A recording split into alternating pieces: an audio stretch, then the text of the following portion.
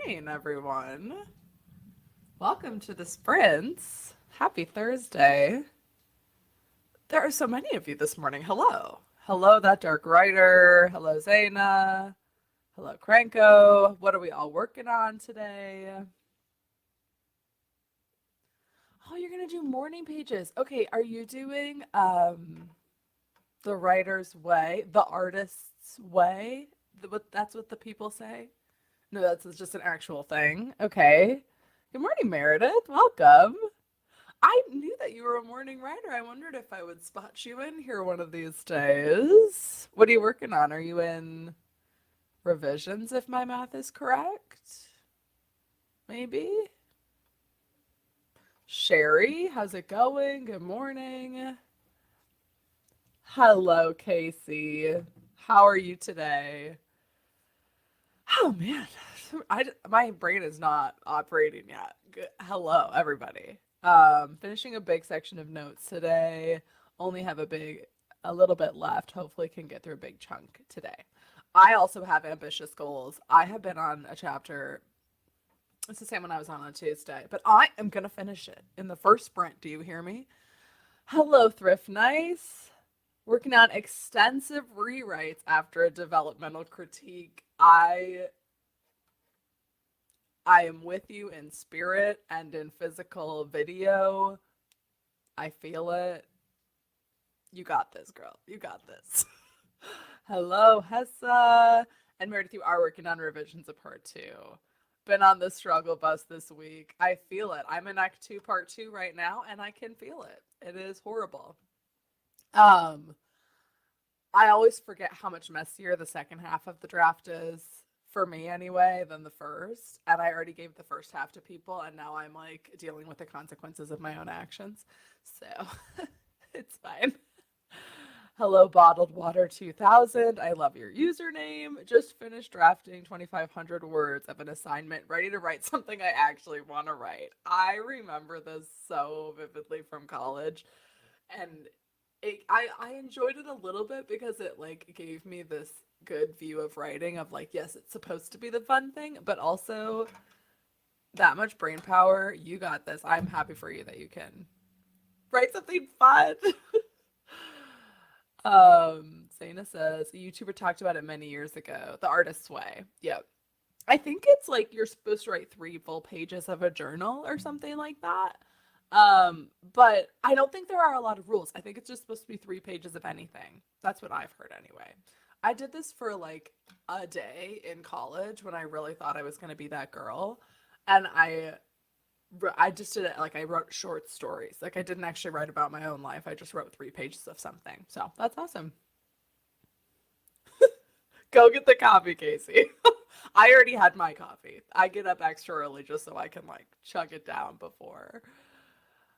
Sherry's working on some revisions. Got some very specific feedback on a rejection. On a phone. No, Sherry.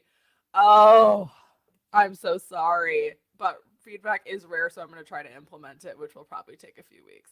This is like I have a few fulls out right now. And I almost don't want to get a response from them because I'm like, when I see that agent name, I'm like, either this is going to be like the call of my life or a rejection that hurts so much more than any other.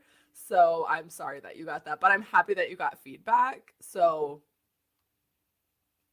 ugh, I feel it. We got to like have like a Zoom or something for all querying authors. I've actually been thinking about that, so let me know if that's something you'd be interested in.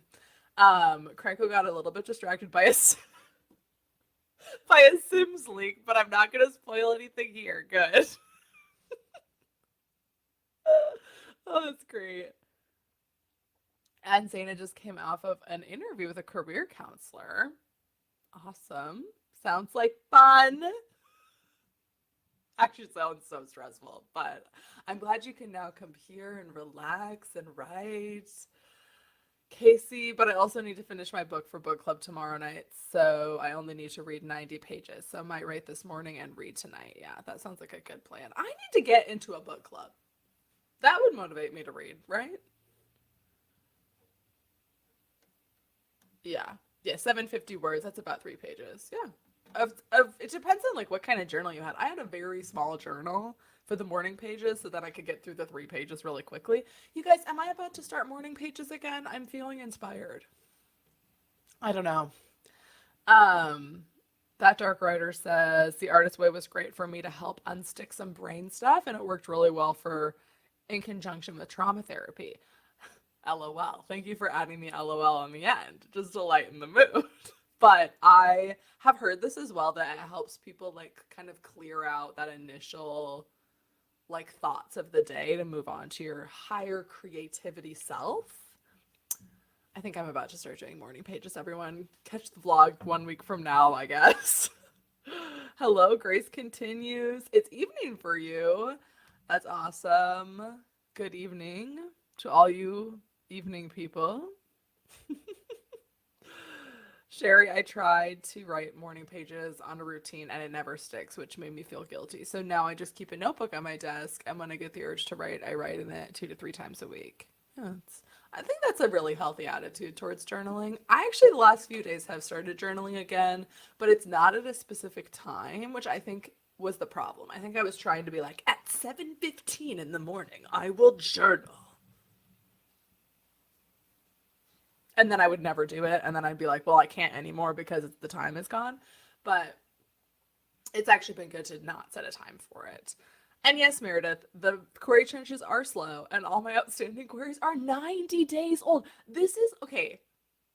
This is correct because I, even from, because I queried like a year ago, 2 years ago. No, it was a year. I don't remember, but earlier with a different book. And even like on people's websites, I used to see a lot of like, we'll get back to you in 3 to 4 weeks. And now they're all like 8 to 10 weeks. And I'm like, 8 to 10 weeks? Some of these people, I'm like, I could have a whole baby in the time it's going to take you to respond to me. That got a little graphic with the metaphor, but I don't care because I think it's true. You just, yeah, sure, you just strike them out in your spreadsheet, and I get a little hit of dopamine every time. This is smart. This is smart. I was actually having a conversation with a friend the other day that I'm like, if I could just give some time management skills to the agents, I don't know what they're doing. I'm sure they have a lot of things to do, but I'm like, if you did one query an hour, I think you could get through them. I'm on Query Tracker. I know how many submissions these people are getting. Just do one an hour, you'll be fine. But it's fine. That sounds like a good way to handle it. I agree. I just have to dissociate from my inbox, which is hard for me. Sometimes my morning pages are 7:15 in the evening. Yeah. Grace continues, says I haven't actually read morning pages. I just journal, but that is exactly what it does. It like is a brain dump to clear the mind. That's awesome. And yes, I am proud of my baby metaphor. I'm gonna keep it. Sherry says query replies are getting longer and longer. My oldest query was 1 year to the day on a full. Sherry, I need you to go to the store and buy a bottle of wine. I don't care if it's 5 in the morning. Oh my gosh. On a year, 365 days. I like need a business day to process that. Oh my gosh.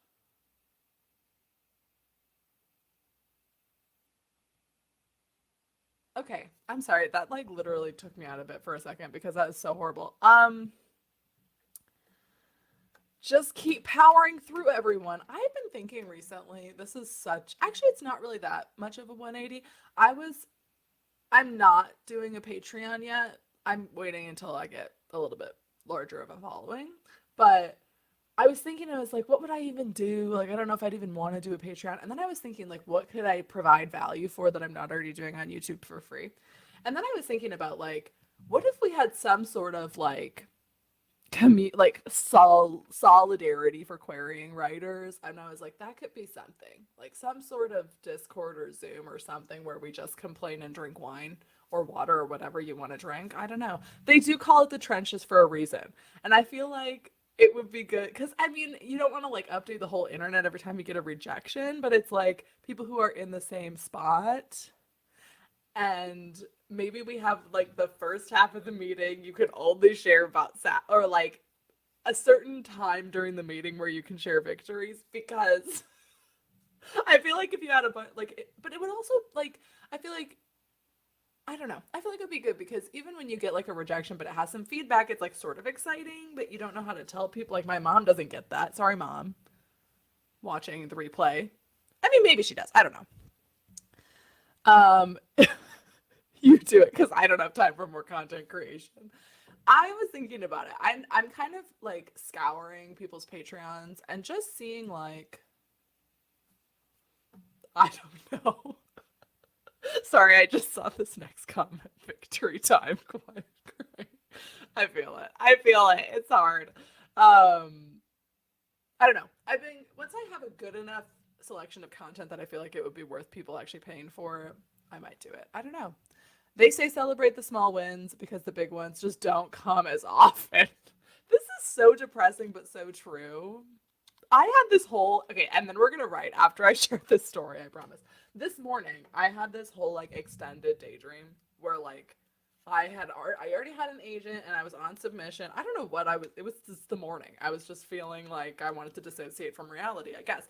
But I had this whole extended metaphor where I like got to the last round of editor picks and during acquisitions, and then like some big name thriller author like Lisa Jewell or someone like really famous pitched like the same book as me at the same time, and then I was getting like emotional about this fictional scenario in which I had a literary agent, was on submission, got to the last round of edits, but then some big name came in with the same idea.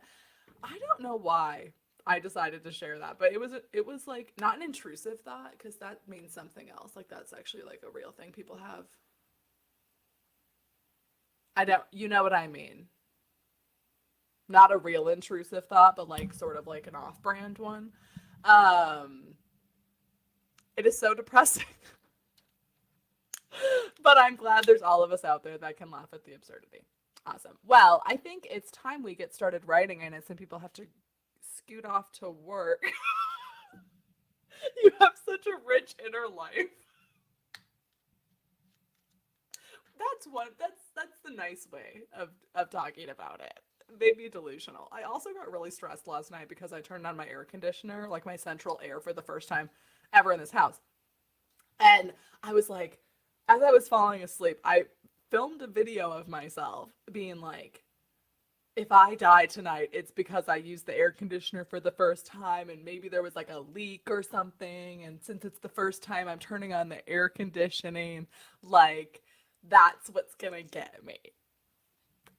So my rich inner life, not an off-brand intrusive thought. Okay, I've been on this side of TikTok where people are like, actually, no, you don't have intrusive thoughts unless you actually have OCD.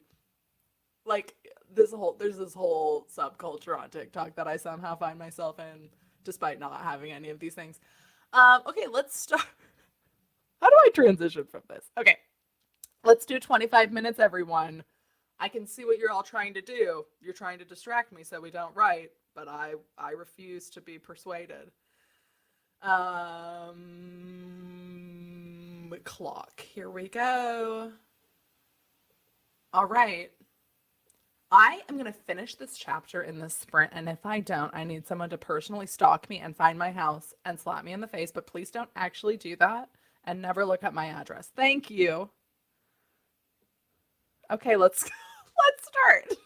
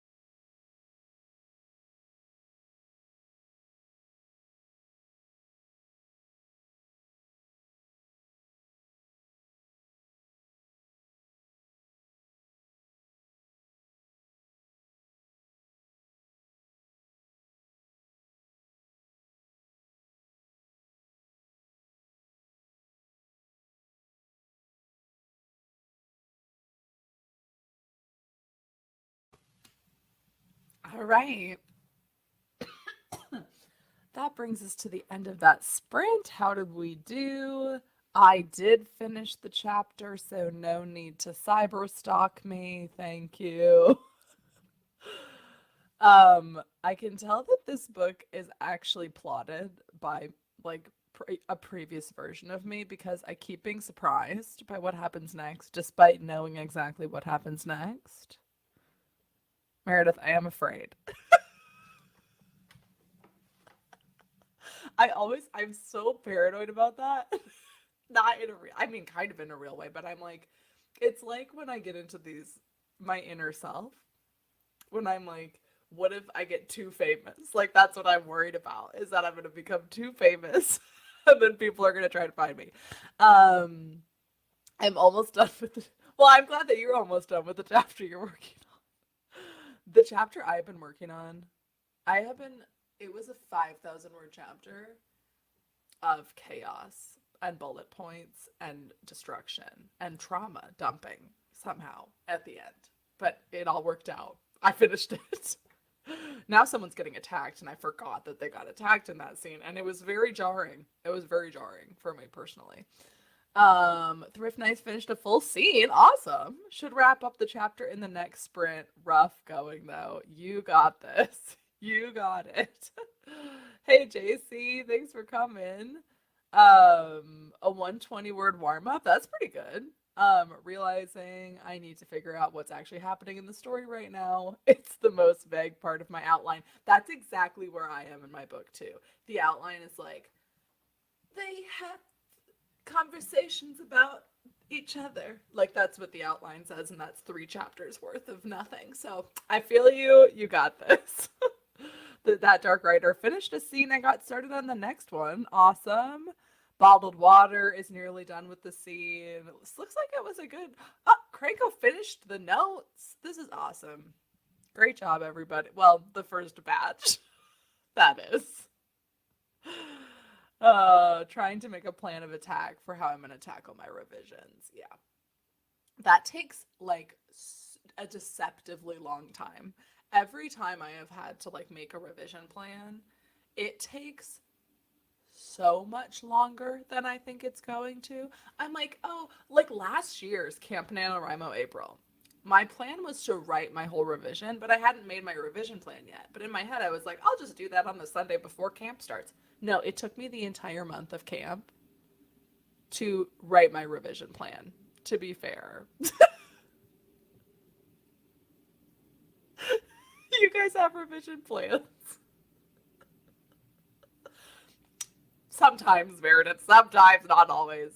Oh, okay. This is the question I've been waiting to answer my whole life. Just wondering who my favorite doctor is. Mine has to be Matt Smith, Peter, or David Tennant. So this is from the show Doctor Who, if anyone was wondering. And, you've asked me the question of my life. So I started with Matt Smith, which is kind of diabolical of me, but I started on season 5, which is where I recommend you start. You'll be confused, but start with season 5, watch through season 7, and then go back to season 1. Okay? Matt Smith and David Tennant is right up there with me. David Tennant, I love him so much. Anyway, let me know what your favorite doctor is. I want to know. This is what I want to know. I think it's people. That's a chaotic way to watch Doctor Who. Okay, how I really recommend you watch it is starting with season 5, but you have to watch season 5 with someone who has seen Doctor Who. So then they can explain to you what you don't understand. But I think the arc of season 5 is so well written. Like, don't even get me started. Season 6, don't even get me started. I will cry. Like, that whole arc is just such a good way to enter the Doctor Who universe. I'm going to pretend I didn't say that. And then go back and watch it. That is my strategy. And Matt Smith, I think, is my favorite. But David Tennant is also my favorite, and you can't make me choose. So, yeah. I don't know what, yes. Okay. I just have random notes and panicked thoughts instead of a revision plan. I could not agree more. Oh, JC, I really want to watch the new Doctor Who. I love that actor, and my favorite drag queen is a villain at some point. So instead of watching that season, I'm going to start with season 1 in 2005. Yeah, you're starting with season 1. It's rough. You just have to get through the plastic mannequin, people. It's going to be rough, but you can do it. And honestly, once you get to David Tennant, it's good, in my opinion, because I love David Tennant and I would do anything for that man, and I want him to play a character in the future TV adaptation of my novel. But yeah, so but you do have a journey in front of you with Doctor Who, let me tell you. Season 1 is a lot. Not to get on a tangent, but the mannequin people, the World War II gas mask zombies, the tree people exploding at the end of the universe. You just have to like watch it like it's satire and comedy. Oh, no, I just keep thinking of things that happen in Doctor Who.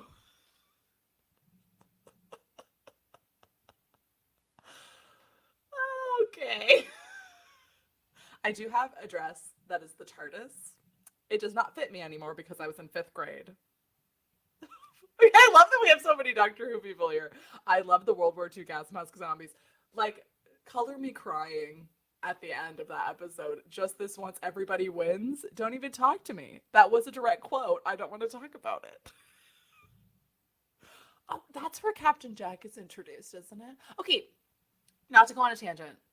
I think we're already there. I recently watched that one and have no idea how to feel. That is the definition of early Doctor Who. You watch it and you're like, "Oh, okay, I kind of enjoyed that, but did I really? You know? Um, how are we feeling about this? Is my last question about Doctor Who. This is such a lie that I'm saying right now, but how do we feel about the new trend of Doctor Who to like add in musical numbers? How are we feeling about that emotionally and physically? Because I don't, when they start singing, I'm like, what is happening? Like when the little aliens in the ship start singing a song, like a musical theater performance, and I'm like, what, what's happening? What's happening? It was like the transition to Disney has made it a musical, and I don't understand. It's like the very new stuff because if you don't know, spoiler alert, Donna and the Doctor of David Tennant, I love of my life. He is married with like 4 children and probably could be my grandfather. But they, yeah, they came back for a couple reunion, like the 60th anniversary or something on Disney Plus. And in the next episode, which is the new Doctor, they get on the, like people start singing out of nowhere. And in this bonus episode, Neil Patrick Harris is in it as the villain, and he sings a whole song. Like it's a musical, and it is throws me off so much. It is fun, but the music is like it just like pulls you out of the vibe because it's like 1 second you're about to get eaten by a literal monster, and the next second he's singing about it, and I'm like, what? Okay, so that was my side tangent of the day. I'm glad everyone's writing is going well. Let's do another sprint.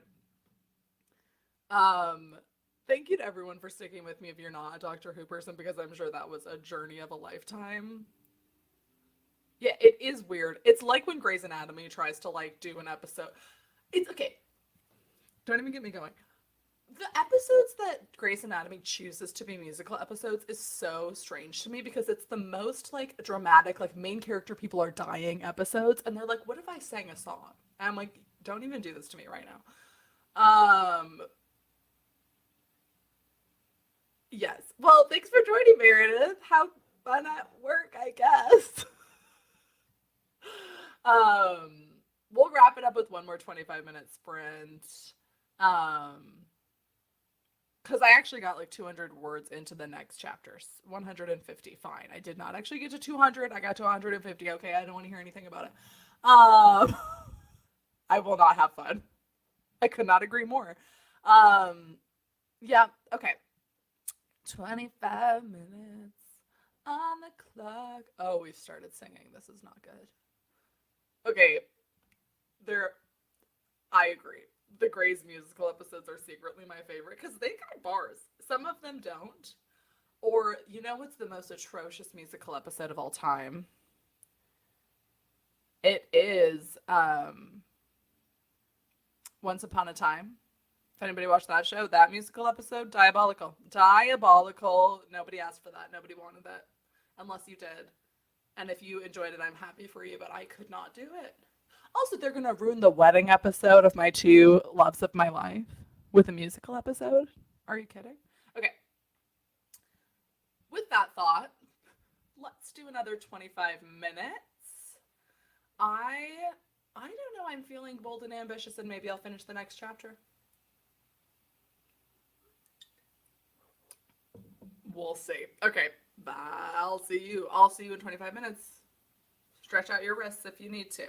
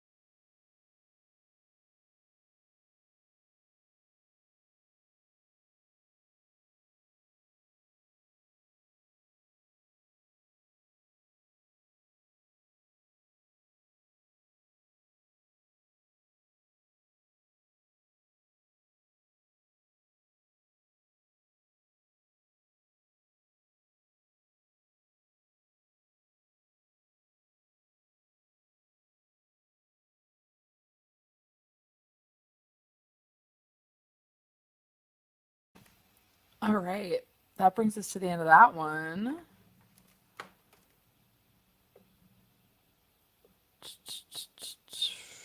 I That chapter was so aggressive and jarring.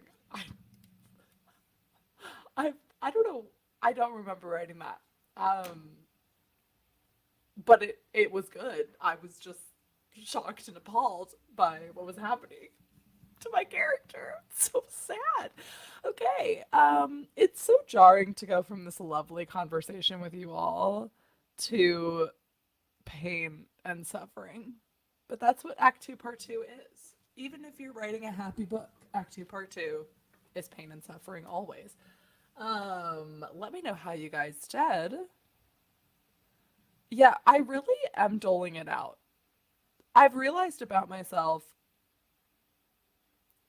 with the second half of books is I really love the structure in books where like things are happening in the first half and you're building intrigue, but then in the second half it's just like a bunch of punches. Like if you've read Save the Cat, there's two different tracks that your Act 2 Part 2 can go in, and one of them is like going from a false victory to a I don't know, like where it's like an upward track or a downward track. And I love the downward track. Like an upward track would be like in a fantasy book where it's like they lost a battle but they're gathering the forces and they're reuniting with old friends and they're having a good time before the last battle. But then the downward track is like after the midpoint they just spiral and all these horrible things keep happening. And then in the climax is when they like take ownership and get over it. Not get over it, work through it. That's the track I always like. Anyway, you wrote a little bit under a page. That's awesome. And you guys were chatting it up, helping each other out, you and Nick. So that's awesome. Um, I think I got, yeah, oh wow. I got like exactly 600 words, which is pretty decent, I'd say. Sherry's still working on the plan, trying to divide it into manageable chunks. There's just too much for one pass from beginning to end. Yeah. That's the hardest thing. And I think it's something people don't talk about all that often. Or maybe they do. I don't know. I think it's something you hear less about because I would say like 80% of the writing advice is focused on like first draft or like the first writing of a book. And then there's like, because that just applies to more people, and then there's a smaller amount of content, even in like books and media and like not just on YouTube, but a smaller amount of content about like how people are structuring their revision because um yeah, it's just like harder to talk about because that's where it gets so complicated and you never really feel like you're doing it right in my experience. So I'm excited to kind of start talking about that a little bit more. Maybe I don't know if I can figure it out, but